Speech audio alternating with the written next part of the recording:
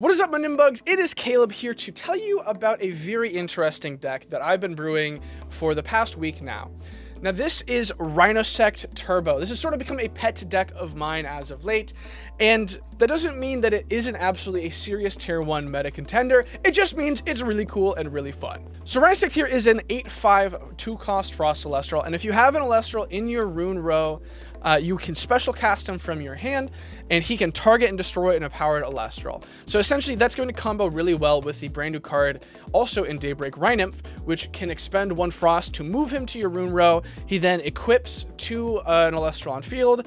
The empowered Elestral is -2 defense and suppressed, and so then you can combo these together. So Rhinymph moves to your rune row, and you special out RHINOSECT and pop whatever you equipped with the Rhinymph. It's a very interesting little combination here, but we've taken it beyond just this simple little interaction and made RHINOSECT a lot more consistent and given the deck a little bit more threat behind it, other than just randomly dropping 2 or 3 RHINOSECT out of your hand. So let's go ahead and let's hop into this deck a little bit deeper. This is something that Brewlock actually brought to my attention in the past week, and since then, just have been playing around with it a lot. I brought it to locals, went 2-1, lost very close to game 3 and to a Frost Nexus player. It was a very fun game, but very much, to me at least, showed that this deck has a lot of potential and really can contend well with some very competent players and some very strong decks. So we are playing 3 RHINOSECT, 3 Rhinymph. RHINOSECT, the great thing about it is it's the special from hand is not once per turn. So if you have a Rhinymph, you equip it to your opponent's Elestral, you can then dump your entire hand of 3 RHINOSECT if you have 3 RHINOSECT. You won't be able to get the pop because unless your opponent is also equipping a lot of things to their Elestrals for artifacts, you won't be able to get RHINOSECT's pop off, but that's fine. We don't care about that. We care about him being an 8/5 stat line, one of the biggest in the game, I believe, other than Kerbis, which is a 9/2 in terms of 2 drops at least. So there's a very, very large attacker, very strong defense as well. So if you somehow get tsunami'd, it's very difficult for your opponent to get over this as well. So the whole game plan here, and you'll see throughout the rest of the deck, is just to get an Elestral in your rune row and dump out your RHINOSECTs, and then just swing for big damage, clear their board, threaten a lot very quickly. So in order to get to these Rhinymphs, we're also playing our 3 Narpoon. This is the only Frost target in deck is the Rhinymph. Narpoon is just also a solid attacker. And additionally, because it's kind of a solid just guy, it's not uncommon to, if you go Narpoon and you have RHINOSECT in hand, you can then next turn go for Rhinymph. If your opponent decides to Gorgon's Gaze Rhinymph knowing what's going to happen, you can just sit on this and you're fine.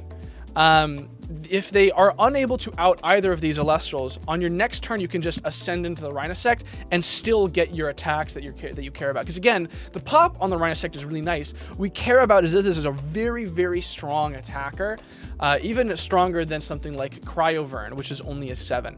So the game plan here really is to get RHINOSECT on the field by any means necessary. And Narpoon can get you there by just being a body that isn't super easy to out. That's the great thing about the nymphs, is that they're 5 defenders. We're not on Spy Nymph in this list. It's something that I've played around with. It didn't feel super great, so it is not in here. Instead, our other Elestral in the rune row of choice is actually Arrowmare, which is very interesting. So the issue with Spy Nymph was that your opponent has to take the initiative to attack into the Spy Nymph. And so if you play in defense, they're never attacking over it. If you play in attack, that's probably the best thing to do, but it doesn't feel great because you can just end up taking damage. And you never want to swing with it because you can get Gorgon's Gazed. So ultimately, Arrowmare feels a lot better because you can be more proactive with it. If you sit on it, you can just ascend into RHINOSECT. And now, you're fine. You could also just ascend into a Rhinymph.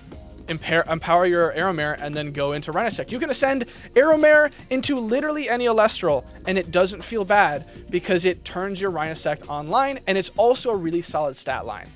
So Arrowmare has kind of become the proactive Elestral of choice to be able to get RHINOSECT out consistently, because Spy Nymph just isn't really cutting it.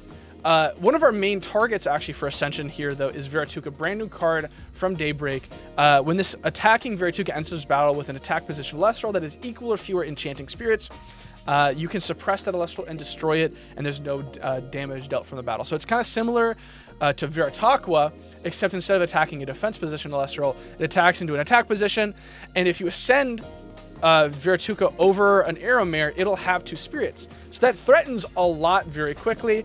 Hypothetically, if you've got a board of 2 Elestrals, you could ascend using both the spirits from both into Veritaqua, so it now can threaten a 3-spirit Elestral as well. So there's a lot to be done here, and it threatens a lot very easily because your opponent can't just... I mean, they have to handle it. They have to shield it. They have to Gorgon's Gaze it. It threatens a lot, and it gets Aeromare into your back row. Again, I'm a broken record for our RHINOSECT. That's the main thing, is we're ascending so we can get Aeromare into the rune row so we can RHINOSECT.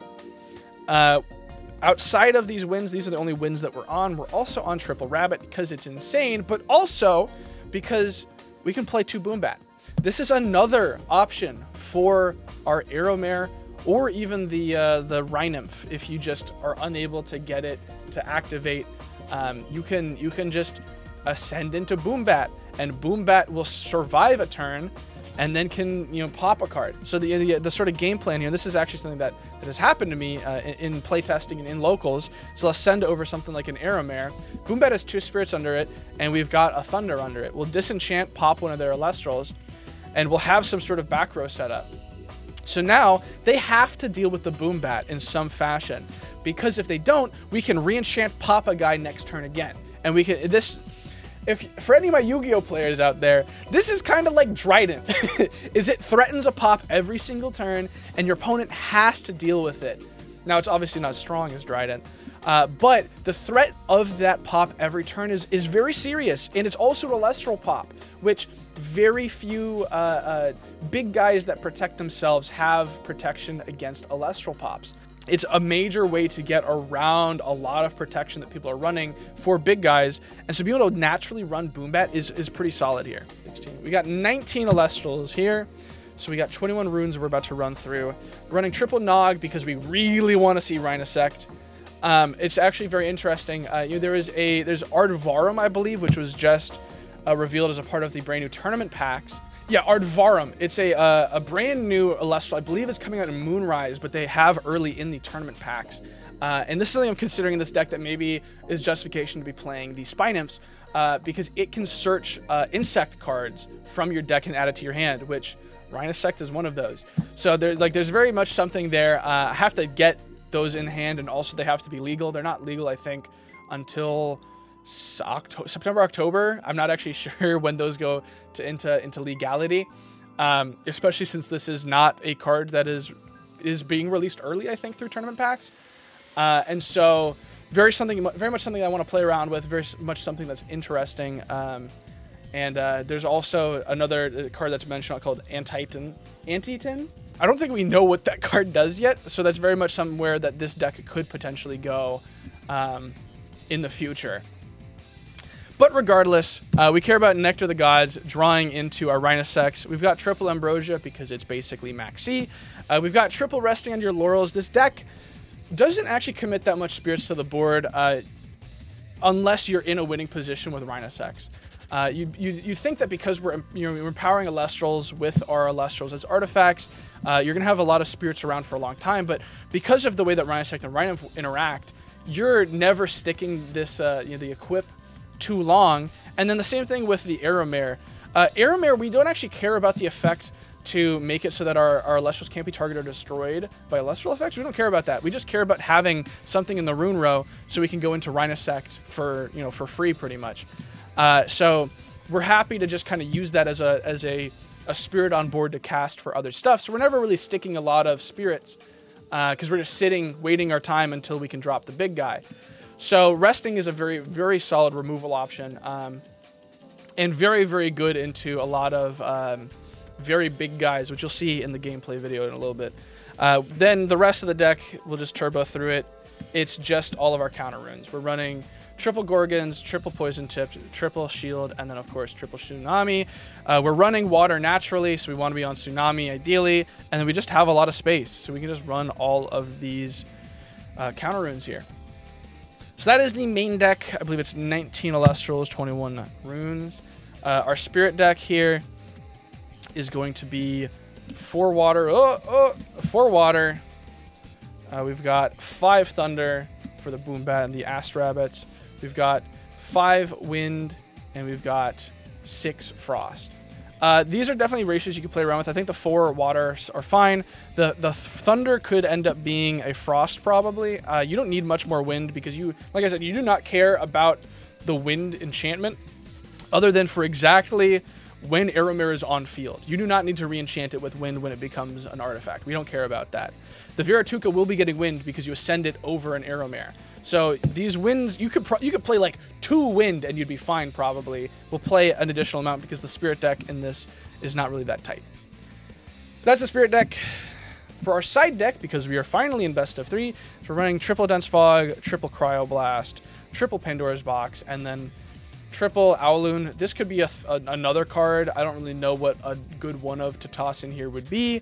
So we're just running triple Owloon for the triple Dense Fog. Dense Fog hard clears so many decks, so you always want to have that inside. Cryoblast, since we can run Frost in the main deck, is really good into a lot of matchups. This was in the main deck until I realized that, at least for my locals, there are a good amount of Frost players, and so this just loses really hard.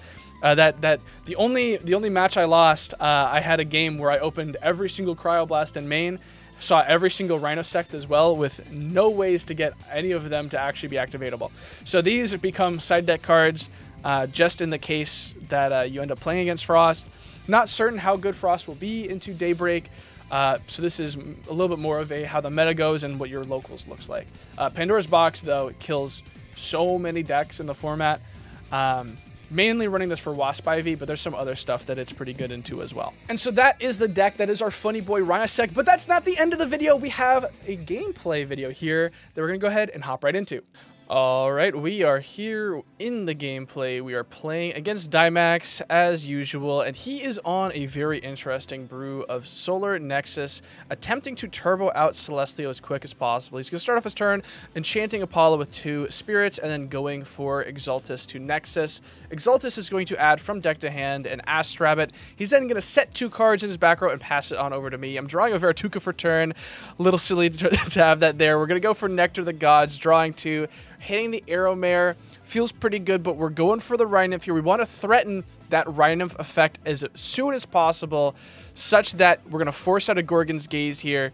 Phenomenal. We love to see it because we have the Resting on Your Laurels in hand to then out the Exaltus anyway. I don't even remember if I had RHINOSECT in my hand at this point in time. I just wanted to threaten and get out a Gorgon's Gaze as quick as possible. Dymax is going to go for an expended draw here. Not able to really see what he needs, I guess. Not going for the Ast Rabbit he added for some reason. I'm going to go ahead and play that Aeromare that we drew off the Nectar of the Gods last turn. Swap the Rhinymph to attack position. Set another card and swing for 2 damage. Then pass it over to Dymax, who's going to draw for turn. And he's going to Earthquake. The target is going to be Aeromare here. Probably the right choice. Then he's going for Ast Rabbit. Ast Rabbit potentially going to be able to hit over the Rhinymph. However, I do have Gorgon's Gaze set to prevent the attack and the looking at the top 3 here, which means that on the next turn, if we've got RHINOSECT in hand, we can go for that no matter what. We're going to threaten the Rhinymph yet again, put it in the back row, and Dymax going to correctly here use Tsunami to kill his own Ast Rabbit. I do have RHINOSECT, you could see in my hand for a second there, so it's very much the correct thing to make sure that I can't get to that, because I could absolutely steamroll from that position if Dymax doesn't have a reasonable response in the back row. We go for the Ast Rabbit, look at the top 3, get a card. We're going to punch for 1 and pass over to Dymax, who's then going to draw for a turn. He's going to cast a Plucky to go ahead and search out an Apollo from his deck to his hand. He's then going to go for the Apollo effect to foretell 3, hitting Ast Rabbit, Nectar of the Gods, and Nebuleo. Going to add that Nebuleo from deck to hand, then stack his deck, probably putting that Ast Rabbit right on top. Going to set a card and pass. We're going to draw for turn into Narpoon, which we're absolutely going to go ahead and immediately cast so we can go search out a Rhinymph so we can continue to threaten the RHINOSECT that is in hand. It's a great thing about a lot of cards in Elestrals is it doesn't really even matter if you get to the card you want to get to. You care about threatening the card you want to get to. He's going to go for Nectar of the Gods, which he drew for turn there. Didn't stack the Ast Rabbit. Going to draw into the Ast Rabbit, though, which he will go ahead and cast for his turn here. to be able to go ahead and look at the top 3 cards of his deck and pick which one of them he likes the most. He's digging really hard, looking for an answer here, looking for the Celestlio. Is actually potentially threatening Celestlio on the next turn. Bare minimum, big-ass body, but probably not the ability to pop my board. I will go for the Rhinymph on my turn here, and we're going to go ahead and, you know, as we've been doing, we're going to threaten the Rhinymph into RHINOSECT here. It will resolve equipping to Plucky, and it's going to force Dynamax's hand here to again out his own Plucky. And now I have to pause here, because what I'm doing currently is not legal. I'm attempting to ascend over Astrabbit after I've already normal casted. This is a result of, we had a tech error in the middle of this duel, and we came back, forgot where we were in the turn, forgot that I normal cast already. It likely does not change the outcome of this clash, because Dynamax is really low on cards. I have removal in hand, I have interaction, I have interruption. But this is not a legal play. It shouldn't change the outcome of the game, because there's only one turn left. Spoiler if you look at the timeline of the video. But I want to point that out. This is our error. We both forgot because of the tech error. So let's let it run. I ascend again into RHINOSECT, which is not legal. Is something you can do. He even I'll put the audio up so you can hear it. He even says that is something you can do. I definitely cannot. That's not legal. We swing over the Astrabbit and then we swing 1 direct. I believe putting him on 3 life total. He's gonna draw for turn. Yeah, he's on 3. He's got Nebuleo, which is just not going to be able to do enough. It's only get to 3 here, and he's going to foretell here. He's going to see Shield of Achilles, Ambrosia, an Apollo, and another Ambrosia. It just isn't going to change the outcome.